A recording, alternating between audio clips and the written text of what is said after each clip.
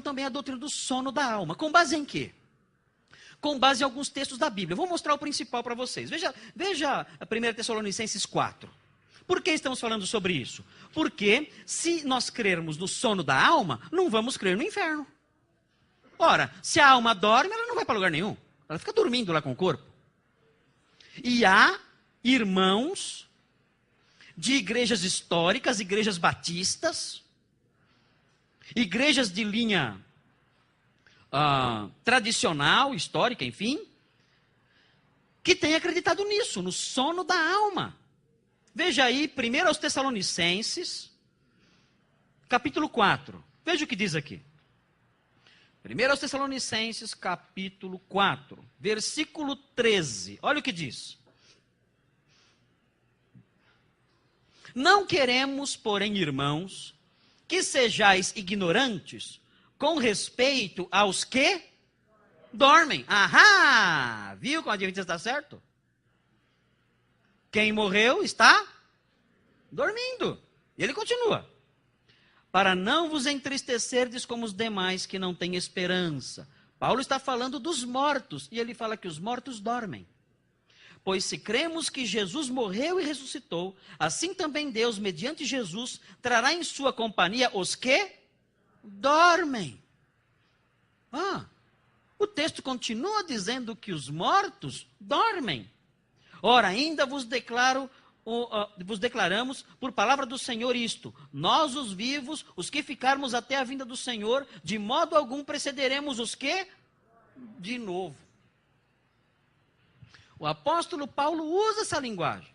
E não somente o apóstolo Paulo, Lucas também usa essa linguagem. Lembram quando Estevão estava sendo apedrejado? A Bíblia fala que ele viu o Senhor Jesus de pé, os céus abertos e o Filho do Homem de pé. E aí ele faz uma oração, pede para que o pecado daqueles homens não lhe seja imputado, e aí o texto termina dizendo: e tendo dito isto, adormeceu. O que significa isso? Ele morreu. Mas Lucas fala que ele adormeceu. E o próprio Senhor Jesus, quando Lázaro morreu, ele disse para os discípulos: Lázaro dorme. E os discípulos disseram: Senhor, se ele dorme, então ele está bem. Os discípulos tinham uma certa dificuldade, acho que, pensar, um pouco. Eles fazem cada pergunta, os discípulos, que parece piada. Olha, é um milagre o evangelho ter tido sucesso com esses 11 aí. Não, é um milagre, porque eles dizem cada coisa que eu falo, mas não é possível isso. Eles eram muito, muito burrinhos. Muito burrinhos. Demais.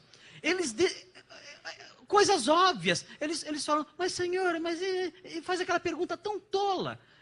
Jesus tinha que ser muito paciente. Então, Jesus falou assim, olha, deixa eu explicar claramente para vocês. Lázaro morreu, bobinhos. Ele morreu. Está morto. É isso que eu quis dizer. E ele fala o seguinte, mas eu vou lá e vou despertá-lo. Então, o próprio Senhor usa essa linguagem. Então, o que isso significa? Como então nós podemos dizer que a alma não dorme, se o texto fala que os que morreram estão dormindo? É muito simples, irmãos. Duas palavrinhas. Primeiro, essas passagens que falam dos que morreram como os que dormem, essas passagens simplesmente usam uma figura de linguagem chamada eufemismo. É uma forma de falar, é um eufemismo. Eu não quero... O que é um eufemismo? É uma forma de eu falar uma coisa grave de maneira mais branda. Como é que você fala que alguém morreu? Você vai dar notícia para alguém que perdeu um parente. Como é que você fala? Alguma coisa assim, né? Você fala assim, olha, deixa eu te falar uma coisa meio triste. O seu avô... Ele partiu. Partiu como? Se você fosse um discípulo daquela época, se ele partiu, deixa eu correr atrás que eu alcanço ele ainda. Não, entenda bem. Ele partiu, ele se foi. Você está usando o eufemismo. Ele se foi. Significa o que é isso? que ele morreu.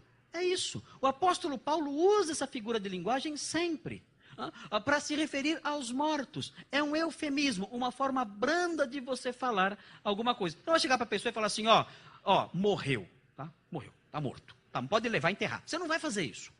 Você tem que falar de uma maneira mais branda. O apóstolo Paulo tem esse costume de usar eufemismo nessas questões. Que a alma não dorme. E outra coisa, o que dorme na verdade é o corpo. A alma não dorme, o corpo dorme. O corpo dorme, por que podemos falar que o corpo dorme? Porque um dia ele vai se levantar. A Bíblia fala que todos vão ressuscitar. Os crentes vão ressuscitar no arrebatamento e os perdidos vão ressuscitar para o juízo final. Todos vão ressuscitar, ou seja, todos os corpos um dia vão despertar. Agora, a alma não dorme. Como é que nós sabemos que a alma não dorme? Bom, muito simples. Vamos olhar aqui as provas de que a alma não dorme. Veja, em primeiro lugar, Mateus 17:3, rapidinho. A alma não dorme, a alma fica acordada. Quando você morrer, você vai continuar tendo consciência de tudo. Se você é crente, você vai para o céu. E vai ver as coisas lá. E vai participar das coisas lá. Se você não é cristão, se você não tem Jesus, você vai para o inferno. E vai participar das coisas lá. E terá consciência das coisas lá. Você não vai dormir em lugar nenhum. A sua alma não vai adormecer. Veja uma prova de que a alma não dorme. Veja aí, Mateus 17:3. Rapidinho, vamos ler o texto aí. Veja o que diz aí. O texto fala que Jesus subiu a um monte e ele se transfigurou na presença dos discípulos. E quem apareceu? Moisés e Elias. Elias tinha morrido? Não tinha sido levado aos céus. E Moisés tinha morrido? Tinha. Moisés tinha morrido. E ele aparece lá. Ele não está dormindo. Ele está acordado. A alma de Moisés está consciente. A alma de Moisés está conversando com Jesus. Não era uma alma sonâmbula. Não. Estava desperta, acordada, consciente, conversando com Jesus. É uma prova, é uma das provas no Testamento, que a alma, depois da morte, não adormece. Vamos ver outra. Outra prova você encontra em Lucas 16, passagem que nós já vimos hoje. Vocês viram hoje a passagem do rico e de Lázaro, lembram? Lembra da passagem de rico e de Lázaro? Nós não vamos ler a passagem toda, não. Se você quiser dar uma conferida em Lucas 16, versículo 19 em diante, você vai encontrar a parábola do rico e Lázaro. Agora, notem bem. Quantos mortos aparecem na parábola? Quantos? 2? 1? Quantos mortos aparecem na parábola? Aparecem 3. 3 mortos. Aparece Abraão, aparece Lázaro, aparece o rico. Aparecem 3 mortos na parábola. Quais deles estão dormindo? Ninguém está dormindo. Abraão está participando de um banquete.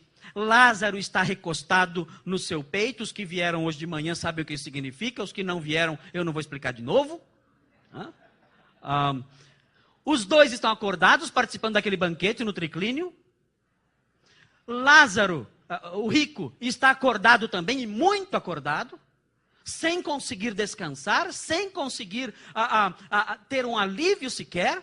Ali naquela chama, ele reclama do tormento dele. Mas todos os mortos na parábola estão despertos e conscientes de quem são e de onde estão e do que está acontecendo. Plenamente conscientes. Não existe o sono da alma. Outra prova você encontra no capítulo 23 de Lucas. O que acontece no capítulo 23 de Lucas? Você vai se lembrar. É facinho. Lembra o ladrão na cruz? O que Jesus falou para ele quando ele falou, mestre, Senhor, lembra-te de mim quando entrares no seu reino. O que Jesus disse para ele? Hoje estarás comigo no dormitório. Foi isso que ele falou? Não, ele não falou isso. Ele não disse isso. Ele disse, hoje estarás comigo no paraíso. O que ele ia fazer no paraíso? Dormir? É isso que as almas fazem no paraíso, no céu? Elas dormem? Quando alguém entra num lugar de alegria, num lugar de vibração, num lugar de festa, num lugar de regozijo, essa pessoa dorme? Se você ganhasse um passaporte para entrar no Hopi Hari, bom, no Hopi Hari acho que não é bom você entrar. Aí você dorme mesmo. É um risco de dormir, não há dúvida. Mas se você ganha uma passagem e um passaporte para entrar na Disney, você vai chegar na Disney e falar, onde são os beliches? É isso que vai fazer lá? Não, é claro que não. Quando Jesus disse, hoje você estará comigo no paraíso, ele estava dizendo com isso que ele estaria lá consciente, desperto, desfrutando das delícias do paraíso. É isso que ele está dizendo. Eu não ia dormir em lugar nenhum. Agora vejam Filipenses 1:23, outro texto. O apóstolo Paulo escreveu isso quando estava preso. Ele estava preso numa prisão domiciliar em Roma. Ficou 2 anos numa casa, preso ali. Era uma prisão leve.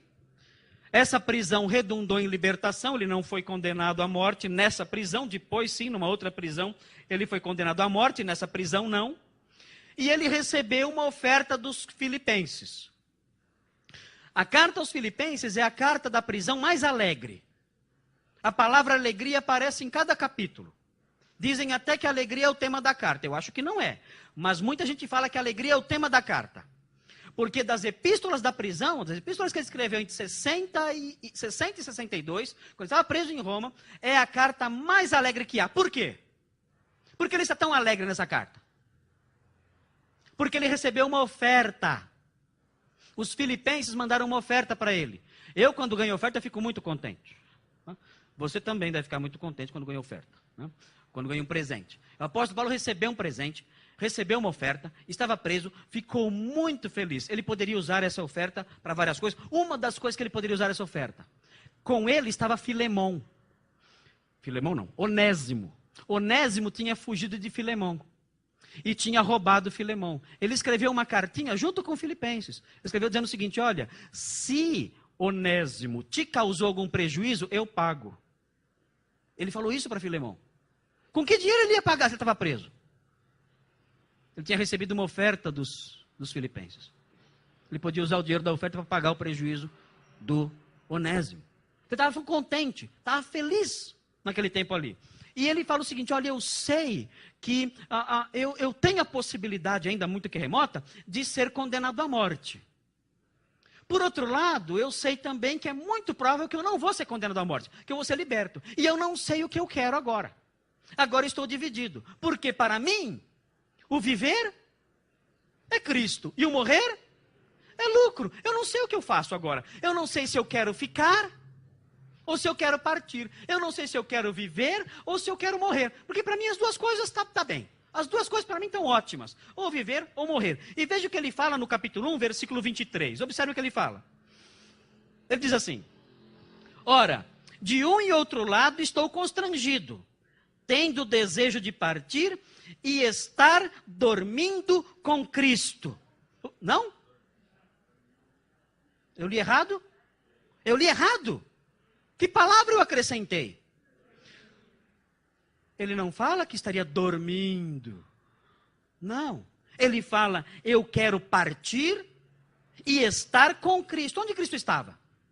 No céu. Ele diz, eu quero partir, eu quero sair daqui, sair deste mundo, meu corpo será sepultado se eu morrer, mas a minha alma vai partir e estar com Cristo. E isso para mim é incomparavelmente melhor.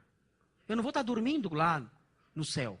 Ou não vou ficar dormindo no corpo, como dizem alguns, que a alma adormece junto com o corpo. Não. Eu vou partir e estar com Cristo.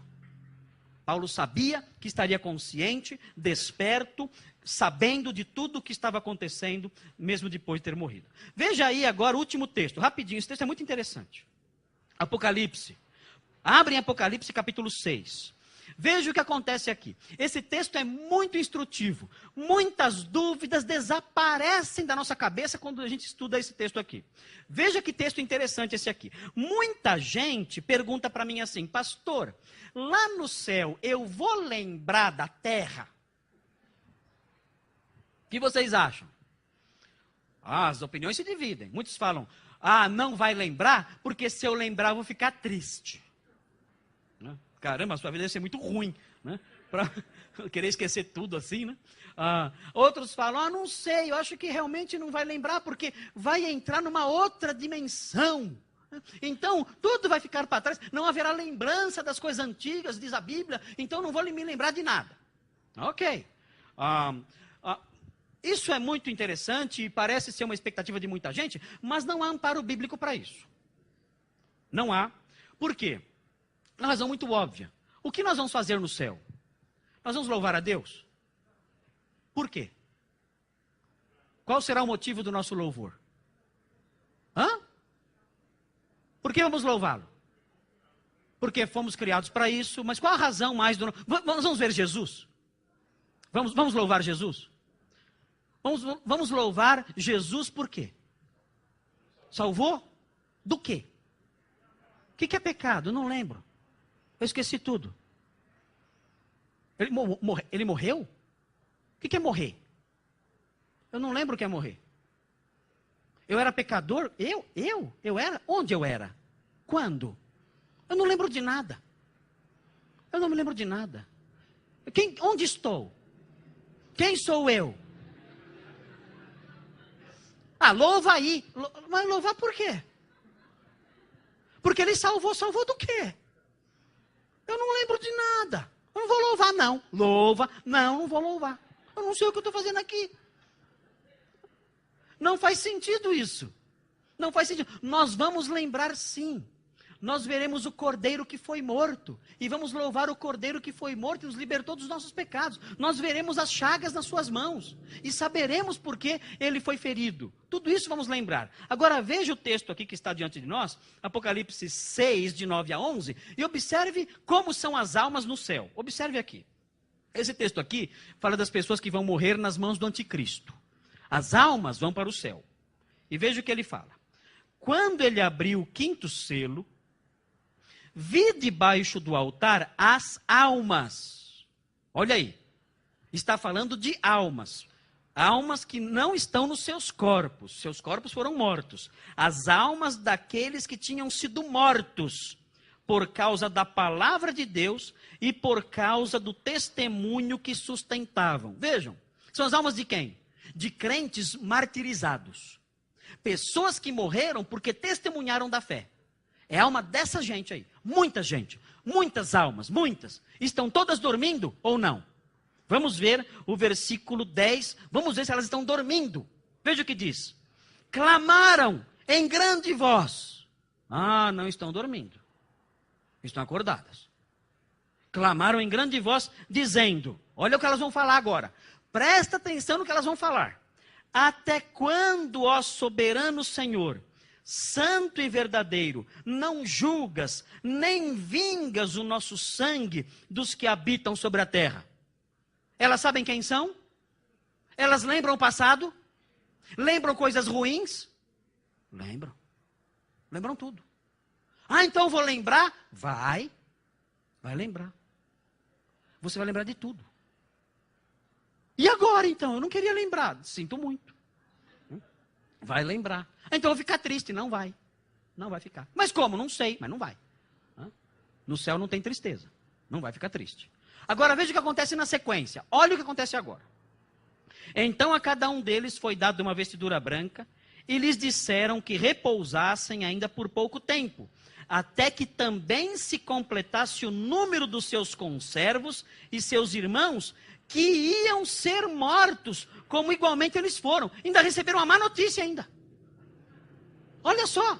Olha, eles lembravam o que tinha acontecido, algo terrível, e foi dito assim para eles, olha, vocês aguardem, porque a vingança contra aqueles que mataram vocês não vai ser agora. Primeiro, os seus irmãos, outros irmãos de vocês, terão que ser mortos como vocês foram. É uma boa notícia ou uma má notícia? É uma má notícia. Mas eles têm consciência disso. E isso não anula a satisfação dessas almas nos céus. Então, a doutrina do sono da alma não tem cabimento dentro do cristianismo. Não tem.